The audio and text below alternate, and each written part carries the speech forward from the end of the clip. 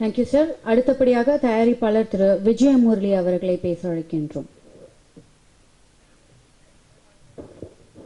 மேடையில் அமர்ந்துள்ள கில்டு தலைவர் ஹேம்நாத் பாபுஜி அவர்களே, செயலாளர் ஜாக்வா தங்கம் அவர்களே, திரைப்பட இயக்குனர் மனோஜ்குமார் அவர்களே, நடிகரும் தயாரிப்பாளரும் இயக்குனருமான சித்ரா லட்சுமணன் அவர்களே, இயக்குனர் நடிகர் தயாரிப்பாளர் களஞ்சியம் அவர்களே, சிலந்தி பட இயக்குனர் ஆதிராம் அவர்களே, ஞானக்கிருக்கன் இயக்குனர் இளையதேவன் அவர்களே மற்றும் மேடையில் அமர்ந்துள்ள கதாநாயகன், கதாநாயகி, இயக்குனர், இசையமைப்பாளர் அனைவருக்கும் என்னுடைய வணக்கத்தை தெரிவிச்சுக்கிறேன். அதே மாதிரி எதிரே இருக்கிற பத்திரிகையாளர்களே, நண்பர்களே, புகைப்பட கலைஞர்களே, ஏன்னா எங்கள் இப்போ ஃபோட்டோகிராஃபர்ஸ் எல்லாம் பார்த்தீங்கன்னா வழக்கமாக சுறுசுறுப்பாக இருப்பாங்க, கொஞ்சம் டல்லாக இருக்காங்க. ஏன்னா கதாநாயகி புடவை கட்டிகிட்டு வந்திருக்கு. ஸோ அதனால் அவங்களால அதிகமாக படம் எடுக்க முடியல.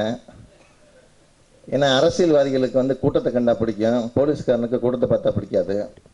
அதே மாதிரி சினிமாக்காரங்களுக்கு கூட்டம் பிடிக்கும். எங்கள் ஃபோட்டோகிராஃபருங்களுக்கு வந்து நிறைய கூட்டம் இருந்தால் பிடிக்காது, தனித்தனியாக தான் எடுப்பாங்க. ஸோ இந்த படத்தில் பாட்டெல்லாம் நம்ம பார்த்தோம். அதில் வந்து உமா சுப்பிரமணியம் வந்து பல கால போராட்டங்களுக்கு பிறகு இன்றைக்கி ஒரு தனிச்சு ஒரு படத்துக்கு ஃபுல்லாக பாட்டு எழுதியிருக்காங்கன்னா அதோட அவங்களோட விடாமுயற்சி தான். ஸோ அந்த விடாமுயற்சி இன்றைக்கி வந்து அரங்கேறி இருக்கு அவங்களுக்கு. அதில் ஒரு வரி வருது. அந்த வரியில் பார்த்தீங்கன்னா காதல் தானாக பிறப்பதில்லைன்னு ஒரு வரி இருக்கும். ஃபஸ்ட்டு பாட்டில் பார்த்தீங்கன்னா அப்படி பிறக்கிற காதலுக்கு தாயே இல்லைன்னு ஒரு வரி இருக்கும். நல்ல அருமையான வரி அது. இன்னொரு சாங்கில் பார்த்தீங்கன்னா வேரின்றி தவிக்கும், அதாவது நீரின்றி தவிக்கும் வேராய் தவிக்கிறேன்னு ஹீரோ பாடுவார். ஸோ இது வந்து ரொம்ப ரசித்து எழுதியிருக்காங்க. அவங்கள லெவலில் மாட்டியிருந்தாங்களா என்னன்னு தெரியல. ஸோ அந்த வரிகள்லாம் வந்து ரொம்ப பாட்டு நல்லா கிளிக் ஆகும். அப்புறம் இந்த வலியுடன் ஒரு காதல் அப்படிங்கிற டைட்டில் வரும்போது மட்டும் மியூசிக் டைரக்டர் ஒரு வித்தியாசமான மியூசிக் கொடுத்துருந்தார். டைட்டில் முடிஞ்ச பிறகு மியூசிக் வந்துட்டு இருந்தது. ஸோ அது ஒரு புதுசாக இருந்தது அந்த மியூசிக்கு. இந்த படம் வந்து இப்போ மாஸ்டர் சொன்ன மாதிரி கில்டுலேருந்து வெளியில் வரணும், எல்லாம் எந்த அமைப்புலேருந்து வெளியில் வந்தாலும் படம் நல்லா ஓடணும்.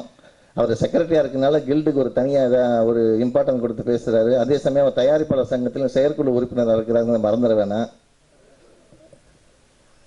ஸோ அடுத்தடுத்து நிறைய ஜாம்பவான்கள், திரையுலக பெருமாக்கள் வாழ்த்து இருக்கிறாங்க. ஸோ கடைசியாக ஒரு சின்ன ஜோக் சொல்லிட்டு முடிச்சுட்டு போயிடுறேன். 2 பேர் வாக்கிங் போயிட்டு இருந்தாங்க. ஆப்போசிட்டில் 2 அழகான லேடிஸ் வந்துட்டு இருந்தாங்க. ஒருத்தன் சொன்னேன்,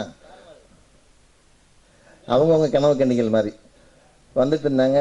அதில் ஒருத்தர் சொல்கிறார், ஐயோ அப்படின்னாரு. ஏன்டா பதறான், நான் கூட இருக்கிறவன். இல்லை என் ஒய்ஃபும் லவரும் ஒன்றா வர்றாங்க அப்படின்னா. அது அப்படின்னா இவன் கூட இருந்தும் ஷாக் ஆனா, நீ ஏன்டா ஷாக் ஆகுறேன்னு. எனக்கு அதே நிலைமை தான். நன்றி, வணக்கம்.